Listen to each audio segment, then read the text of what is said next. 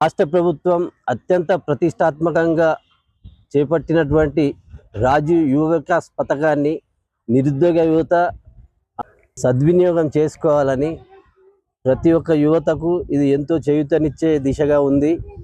దీన్ని ప్రతి ఒక్క నిరుద్యోగ యువత ఎవరైతే ఉన్నారో వాళ్ళు అప్లై చేసుకొని సద్వినియోగం చేసుకోగలరు. మన కాంగ్రెస్ ప్రభుత్వం వచ్చిన తర్వాత మన ముఖ్యమంత్రి శ్రీ రేవంత్ రెడ్డి గారు అత్యంత ప్రతిష్టాత్మకంగా రాజీవ్ యువ వికాస్ పథకాన్ని ప్రవేశపెట్టడం అయినది. ఇట్టి పథకానికి నిరుద్యోగ యువత ప్రతి ఒక్కరూ సద్వినియోగం చేసుకోగలరని, అలాగే కాంగ్రెస్ ప్రభుత్వం అన్ని వర్గాల ప్రజలకు ఆదుకుంటుందని, అలాగే అందులో భాగంగానే ఇట్టి రాజీవ్ యువ వికాస్ పథకాన్ని ప్రవేశపెట్టింది.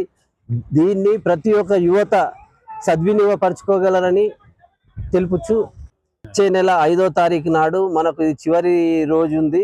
ఆ లోపు యువత అధిక సంఖ్యలో మీరు అప్లై చేసుకోగలరని తెలుపుచున్నాము.